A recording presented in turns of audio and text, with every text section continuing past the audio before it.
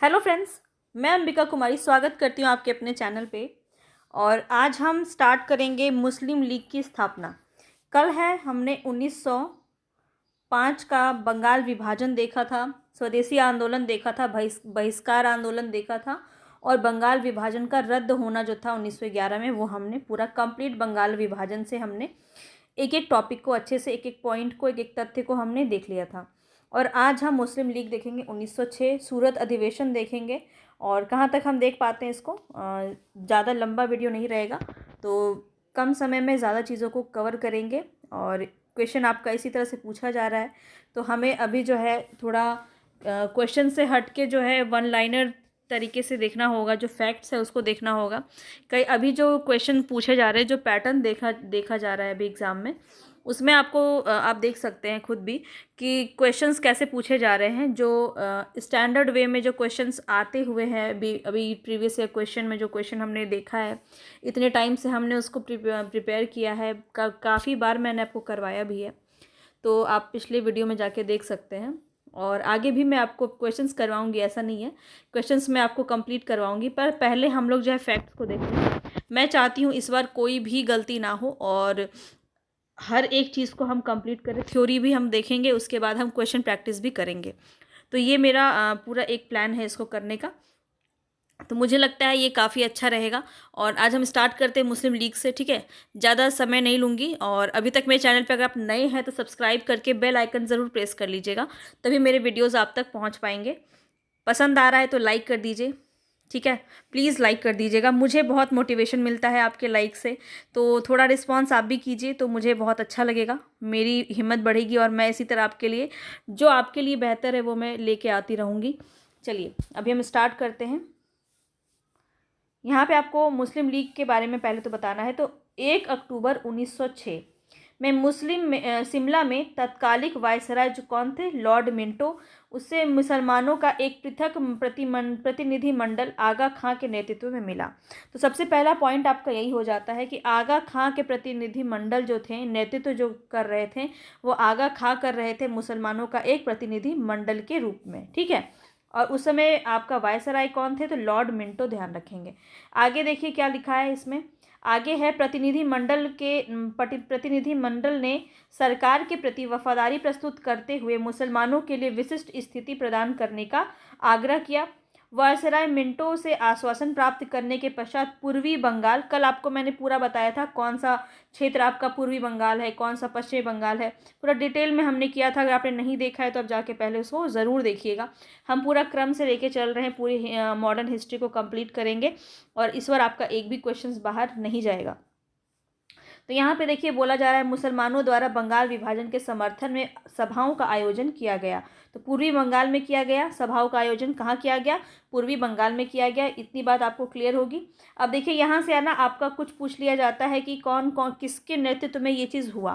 तो इसी क्रम में 30 दिसंबर 1906 को आगा खां, देख लीजिए यहाँ पे आपको जगह देख लेना है, ढाका के नवाब सलीमुल्ला तथा मोहसिन उल मुल्क के नेतृत्व में अखिल भारतीय मुस्लिम लीग की स्थापना हुई। अखिल भारतीय मुस्लिम लीग की स्थापना 1906 में 30 दिसंबर को हुई, ये भी ध्यान रखेंगे।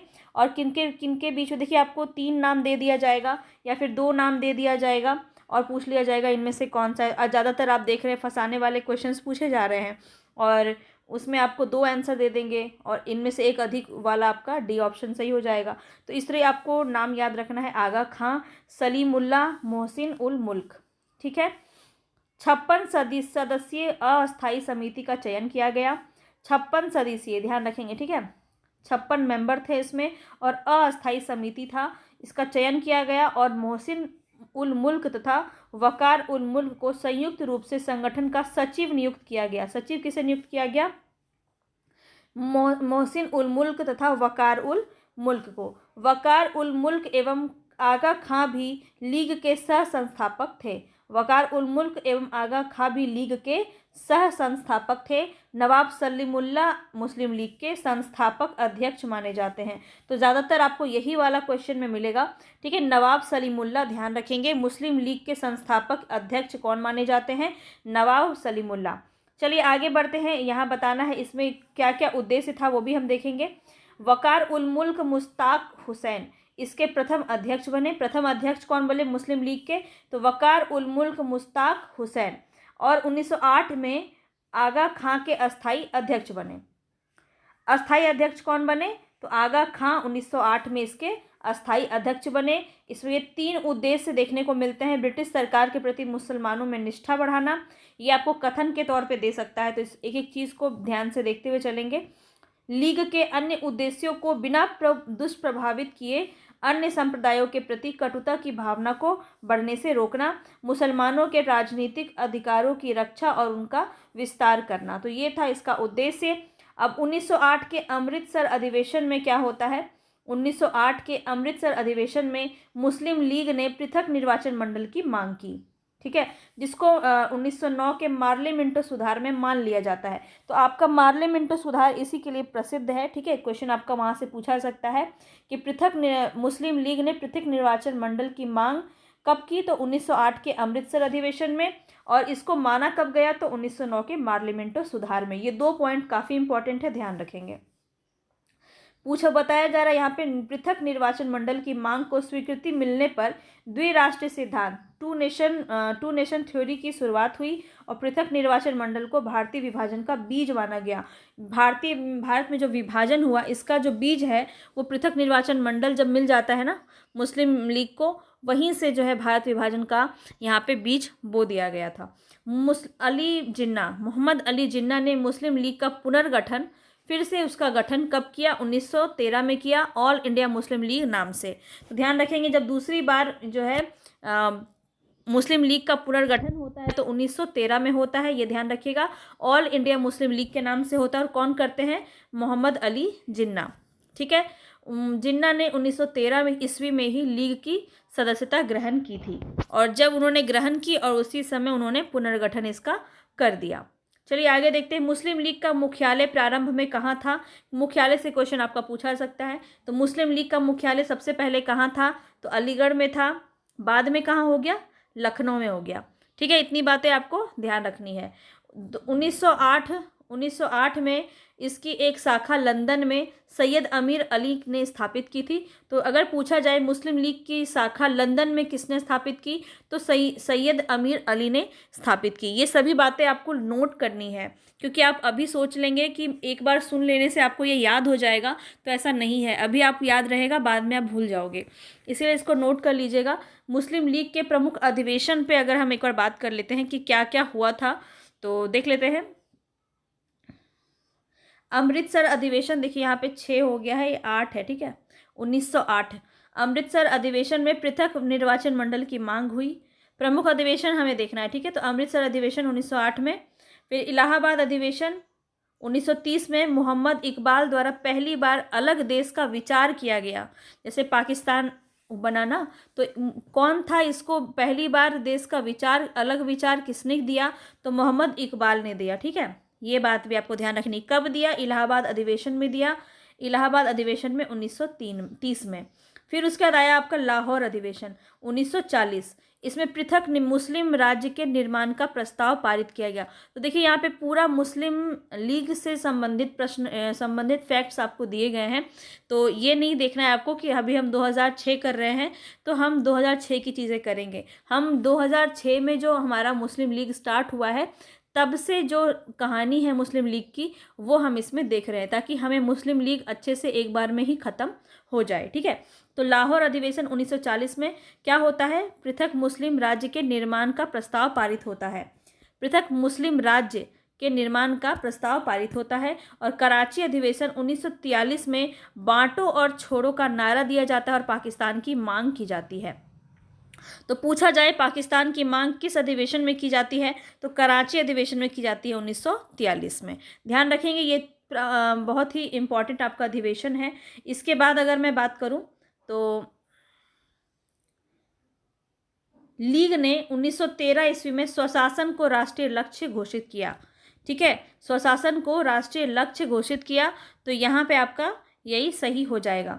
सरोजनी नायडू ने जिन्ना को हिंदू मुस्लिम एकता का दूत कहा। किसने कहा? सरोजनी नायडू ने कहा जिन्ना को हिंदू मुस्लिम एकता का दूत। और लीग के जो लक्ष्य था क्या था? स्वशासन को राष्ट्रीय लक्ष्य बनाना इन्होंने घोषित किया था। तो ये हुई बात पूरी मुस्लिम लीग की। अब हम इसके एक ये ऊपर था, इसको पहले मैंने आपको कराया, फिर 1907 का सूरत अधिवेशन है, हम इसको देख लेते हैं। हालांकि पहले ही हमें यही कर लेना चाहिए था, पर चलिए कोई बात नहीं, हम इसको सूरत अधिवेशन को देख लेते हैं। ठीक है, अब देखिए सूरत अधिवेशन आपका हुआ था, इसमें क्या बातें कही गई थी। तो यहाँ पे 26 जनवरी 1907 में सूरत में आयोजित कांग्रेस के वार्षिक अधिवेशन में उदारवादियों और उग्रवादियों के में अध्यक्ष पद को लेकर विवाद पुनः खड़ा हो गया।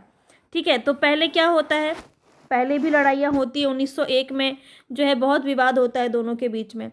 फिर उसके बाद ये आपका 1907 में अध्यक्ष को लेकर के होता है। उदारवादी कौन थे, जो नरम दल के नेता थे कांग्रेस के, और उग्रवादी कौन थे, जो गरम दल के नेता थे। ठीक है, और ये विवाद का केंद्र कौन बने, रास बिहारी घोष, और इन्हीं के अध्यक्षता में है जो है सूरत का अधिवेशन होता है। तो आगे देखते हैं, उग्रवादियों ने सूरत अधिवेशन का पहला अध्यक्ष लोकमान्य तिलक को माना। ठीक है, उग्रवादियों ने यानी गरम दल के जो नेता थे वो लोकमान्य तिलक को यानी कि लाला लाजपत राय को बनाना चाहते थे। ठीक है, कुछ स्रोतों में रास बिहारी घोष को भी देखने को मिलता है, बाद में लाला लाजपत राय को बनाना चाहा। तो इसके बाद नरमपंथी किसको बनाना चाहते थे, वहां देख लीजिए।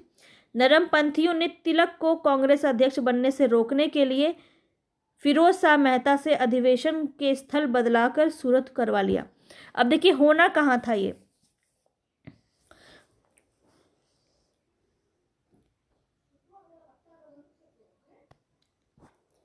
तो यहाँ पे नरमपंथी जो थे वो तिलक को कांग्रेस का अध्यक्ष बनाना चाहते थे, लेकिन इनको कांग्रेस का अध्यक्ष बनाने से रोकने के लिए फिरोज शाह मेहता से क्या किया जाता है, अधिवेशन का स्थान जो है वो बदलवा दिया जाता है और सूरत में कर दिया जाता है, और इस तरह जो है रास बिहारी घोष वहाँ का अधिवेशन का अध्यक्ष बनाया जाता है। तो ये सब क्या होता है, यहाँ पे नरमपंथी जो है मनमानी करते हुए गर्मपंथी की बात को टाल देते हैं, रोक देते हैं। तो सम्मेलन में उग्रवादियों द्वारा 1906 में पास किए गए चार प्रस्ताव, स्वदेशी, बहिष्कार, राष्ट्रीय शिक्षा और स्वशासन, इसकी व्याख्या को लेकर भी विवाद हो गया। इसके बाद क्या हुआ, तो उदारवादी जो स्वदेशी और बहिष्कार आंदोलन का प्रसार केवल बंगाल तक ही सीमित रखना चाहते थे। उदारवादी क्या है कि वो हो हंगामा नहीं करना चाहते थे, वो अंग्रेजों को दुखी नहीं करना चाहते थे, उनको उनके गुस्से का कारण नहीं बनना चाहते थे, उनको भाषण से लेटर दे करके बाकायदा शांति से काम करवाना चाहते थे। लेकिन उग्रवादी जो थे यानी जो गर्मपंथी नेता बने थे वो चाहते थे कि बहिष्कार हो, आंदोलन हो इसका, और पूरे विश्व में, पूरे भारतवर्ष में इसका प्रचार प्रसार हो। ठीक है, लेकिन उदारवादी क्या चाहते थे कि बंगाल तक ही ये सीमित रहे। वही उग्रवादी इस आंदोलन को व्यापक तौर पर भारत के अन्य हिस्सों में भी फैलाना चाहते थे। तो बात समझ में आ रही है आपको, उदारवादी क्या चाहते थे और उग्रवादी क्या चाहते थे। ठीक है, तो तीसरा कारण और क्या था, भारत में 1905 में आए प्रिंस ऑफ वेल्स के स्वागत समारोह को लेकर था। 1905 में प्रिंस ऑफ वेल्स आए थे। ठीक है, और उग्रवादियों ने इसका विरोध किया था। तो ये तीन वजह थी जिसके वजह से जो है इसमें बंटवारा हो जाता है। ठीक है, और इन विवादों के परिणाम स्वरूप दोनों दलों के मतभेद उभर कर आए। अंततः सूरत में कांग्रेस का पहला विभाजन हुआ। तो ये आपको ध्यान रखना है, कांग्रेस का पहला विभाजन कब हुआ, तो 1907 में सूरत अधिवेशन में होता है। ठीक है, सूरत अधिवेशन में होता है, इस चीज़ को आप नोट कर लीजिए। सूरत अधिवेशन का नेतृत्व कौन कर रहे थे, तिलक कर रहे थे नेतृत्व। ठीक है, लेकिन इसका अध्यक्ष कौन रहते हैं, रास बिहारी घोष। चलिए आगे देखते हैं क्या बताना है। लॉर्ड मिंटो ने लॉर्ड मार्ले को लिखा कि सूरत में कांग्रेस का पतन हमारी जीत है। एनी बेसेंट ने इसे कांग्रेस के इतिहास का सबसे दुखद घटना बताया। तो देखिए वहाँ पे तो बहुत खुशी हो, अंग्रेज़ों में तो पूरी खुशी की लहर दौड़ गई कि चलो इन लोगों में खुद ही में लड़ाई हो रहा है, तो इनके जो कांग्रेस का जो पतन है वो हमारे लिए जीत हो जाएगा। और एनी बेसेंट इसमें क्या कहती हैं, एनी बेसेंट कहती हैं कि कांग्रेस जो है इतिहास की सबसे दुखद घटना हो जाएगी। ये एनी बेसेंट कहती हैं कि सूरत की घटना जो है वो कांग्रेस के इतिहास की सबसे दुखद घटना है। तो ये जो है कथन आपको ध्यान रखना है, ये एनी बेसेंट का कथन है। अब क्या होता है कि विभाजन के बाद कांग्रेस दो दलों में बढ़ जाता है, गरम दल और एक नरम दल। उग्रवादी नेता कौन थे और उदारवादी नेता कौन थे, ये आप ध्यान में रखिए, यहाँ से क्वेश्चन आपका डेफिनेटली बन सकता है। तो उदारवादी नेता कौन थे, दादा भाई नौरोजी। फिरोज शाह मेहता, गोपाल कृष्ण गोखले, सुरेंद्रनाथ बनर्जी। और उग्रवादी नेता कौन थे? लाला लाजपत राय, बाल गंगाधर तिलक, बिपिन चंद्र पाल, लाल बाल पाल के नाम से भी ये जाने जाते हैं, और एक थे अरविंद घोष। ये अभी उग्रवादी थे यानी गर्मपंथी थे, ठीक है, गर्मपंथी दल के नेता थे, और ये नरमपंथी दल के नेता थे। इतनी बात आपको क्लियर हो गई होगी। आगे बढ़ते हैं। कांग्रेस में नरम दल का प्रमुख चुन लिए जाने के बावजूद गरम दल के विचार देश भर में फैलने लगे, गरम दल का अधिक दमन होने लगा। अब क्या हुआ यहाँ पे कि गरम दल का विचार जो है देश भर में फैलने लगा, इस वजह से गरम दल का अधिक दमन होने लगा, उनको गिरफ्तार कर लिया गया। जो है सरकार जो थी उस समय जो अंग्रेज उसके विरोध में चली गई। तो 1907 ईस्वी में लाला लाजपत राय को गिरफ्तार करके बर्मा में निर्वासित कर दिया गया। तो ये भी क्वेश्चन आपका पूछा जाता है, 1907 में किया गया, ध्यान रखेंगे, ठीक है, जब आपका ये सूरत अधिवेशन होता है 1907 में। और लाला लाजपत राय को पंजाब ए केसरी के नाम से भी जाना जाता है, शेर ए पंजाब या पंजाब केसरी के नाम से भी हम जानते हैं लाला लाजपत राय को। ये पॉइंट भी आपको नोट करना है। इसके बाद बिपिन चंद्रपाल को 6 महीने के लिए जेल भेज दिया गया, और चिदम्बरम पिल्लई पर अत्याचार किए गए और उन्हें भी जेल में डाल दिया गया। अरविंद घोष सन्यासी बनकर पांडिचेरी चले गए। ये पॉइंट आपका पूछा गया है एग्जाम में, ध्यान रखेंगे। देख सकते हैं आप कितना डीप क्वेश्चन आता है। अरविंद घोष सन्यासी बनकर पांडिचेरी चले जाते हैं। इसके बाद क्या होता है, तो 1908 ईस्वी में तिलक को केसरी में छपे लेख के आधार पर, केसरी क्या है, तो उनकी पत्रिका का नाम है मराठा और केसरी, ये इनकी पत्रिका का नाम है, तिलक की पत्रिका का नाम है। अब देखिए, मैं इतना तो उम्मीद करके चल रही हूँ कि आपको एक मोटा मोटा पूरा जानकारी है मॉडर्न हिस्ट्री का, क्योंकि इसको लेकर हमने काफ़ी डिस्कस पहले भी किया है। तो ये सभी चीज़ें अब आपके लिए बहुत ही आसान हो गई होगी। और देखिए, क्वेश्चन जब करते हैं तो इसी तरह के क्वेश्चन करते हैं। मराठा पत्रिका किसकी है, केसरी पत्रिका किसकी है, मराठा किस भाषा में है, केसरी किस भाषा में है। तो ये सब क्वेश्चन अब पुराना हो गया है, ऐसे क्वेश्चन अब बीपीएससी नहीं पूछ रहा है। कुछ लेवल पे पूछेगा जो आप कर लोगे, ठीक है। ऐसे क्वेश्चन होंगे जो इजी होंगे, वो सबके लिए इजी होंगे और सब कोई उसको कर लेंगे। तो इसीलिए आपको ऐसे भी क्वेश्चन देखने हैं जहाँ से क्वेश्चन बन सकते हैं और सबके लिए आसान नहीं होगा। इसीलिए मैं आपको फैक्ट्स करवा रही हूँ। तो फैक्ट्स को अच्छे से देखिए, ध्यान से सुनिए, बार बार सुनिए और याद कीजिए।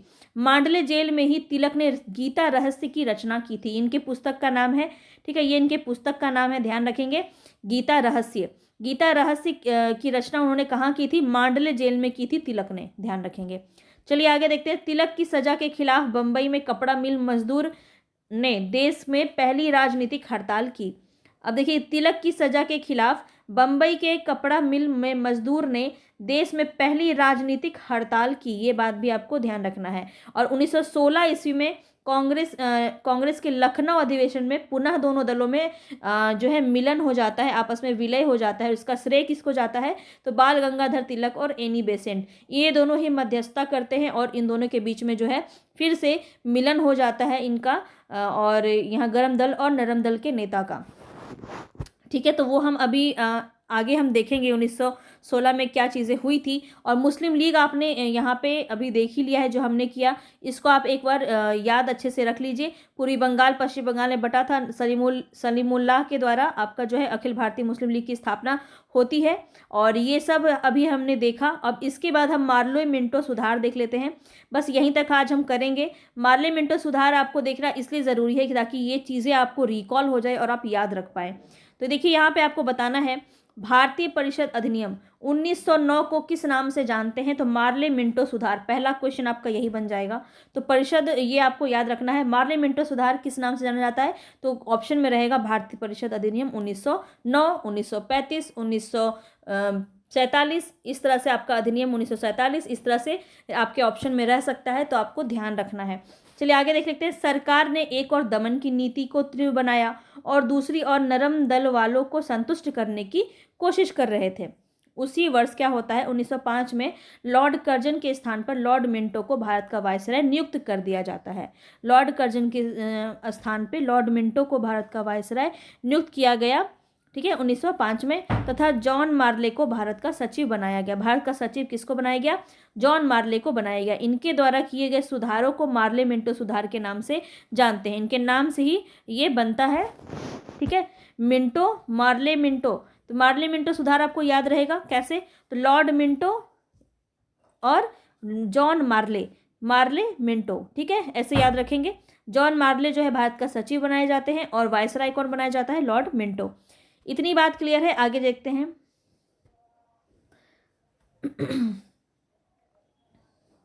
ब्रिटिश संसद द्वारा पारित संवैधानिक सुधार, जिन्हें औपचारिक रूप से भारतीय परिषद अधिनियम 1909 कहा गया, सामान्यतया इसे मार्ले मिंटो सुधार के नाम से जाना जाता है। इसमें क्या होता है, सबसे बड़ा दोष सांप्रदायिक प्रतिनिधित्व प्रणाली के तहत मुसलमानों के लिए पृथक निर्वाचन मंडल की व्यवस्था। जो इसमें जो सबसे मेन इंपॉर्टेंट पॉइंट जो है वो यही है कि 1909 के अधिनियम में क्या होता है, पृथक निर्वाचन मंडल की व्यवस्था की जाती है। मार्ले मिंटो सुधार में मुसलमानों को पृथक सांप्रदायिक निर्वाचन दिया जाता है, ठीक है, अलग से मुसलमानों के लिए अलग निर्वाचन सीट होगी, अलग से वो निर्वाचित करेगा, जिसने भारत में सांप्रदायिकता और भावी विभाजन का बीज बो दिया। तो ये भी पूछा जा सकता है, ऐसे क्वेश्चन को घुमाया जा सकता है कि कौन सा ऐसा अधिनियम था जिसके द्वारा भारतीय विभाजन का बीज बोया गया। तो वहाँ भी आपका मार्ले मिंटो सुधार ऑप्शन में हो सकता है, या ये भी हो सकता है कि भारतीय परिषद अधिनियम 1909, तो वो भी आप ध्यान में रखेंगे। वस्तुतः इसका आशय यह था कि मुसलमान संप्रदाय को भारतीय राष्ट्र से पूर्णतया पृथक वर्ग के रूप में स्वीकार किया गया, ठीक है, पृथक वर्ग के रूप में स्वीकार किया कि इसको मुसलमान संप्रदाय को, ये भी बात आपको ध्यान रखनी है। मार्ले मिंटो सुधारों का भीतरी लक्ष्य क्या था, भारत के एक समुदाय के विरुद्ध दूसरे को लड़ाना। तो शुरू से ही हम ये चीज़ जानते आ रहे हैं कि फूट डालो और नीति करो, राज करो की नीति जो है अंग्रेज हमेशा से शुरू से करते आए हैं। और लॉर्ड मार्ले ने वायसराय मिंटो को एक पत्र में पृथक निर्वाचन के बारे में लिखा कि हम नागदंत बो रहे हैं जिसकी फसल बड़ी कड़वी होगी।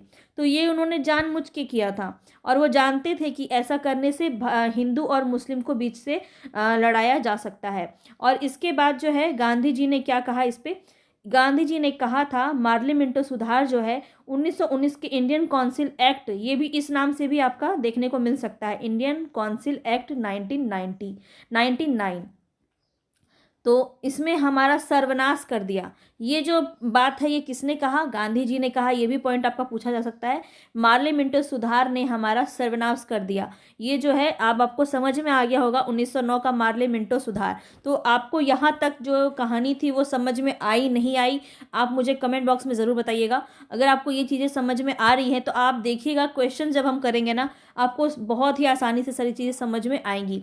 कल हम दिल्ली दरबार देखेंगे, जो हमारा 4 दिल्ली दरबार हुआ है वो सभी को हम कंप्लीट देखने वाले हैं। तो आज तक जितना भी मैंने आपको कराया है, जैसे कि असहयोग आंदोलन, अभी मैं आपको थ्योरी वाले पार्ट करवा रही हूँ, ठीक है, थ्योरी करेंगे उसके बाद हम क्वेश्चन करेंगे। तो असहयोग आंदोलन हमने देख लिया, बंगाल विभाजन, स्वदेशी आंदोलन, बंगाल का रद्द होना, विभाजन का रद्द होना, ये सब हो गया। फिर लॉर्ड ये 1919 का मार्ले मिंटो सुधार हो गया, मुस्लिम लीग की स्थापना हो गई। तो ये सभी चीज़ों को हमने देख लिया है। इतने पॉइंट्स आपके क्लियर होते हुए जा रहे हैं, धीरे धीरे आप देखोगे कि पूरा पॉइंट आपका क्लियर हो जाएगा। तो हम धीरे धीरे चीज़ों को लेके आगे बढ़ते रहेंगे इसी तरह। तो पसंद आ रहा है तो प्लीज़ लाइक कर दीजिएगा और सबको शेयर कर दीजिए, जो भी आपके आसपास में जो भी एग्ज़ाम दे रहे हैं, जिनको भी ज़रूरत है उन सभी को आप शेयर कीजिए। मिलेंगे नेक्स्ट वीडियो में। पसंद आ रहा है तो लाइक शेयर करते रहिएगा। धन्यवाद।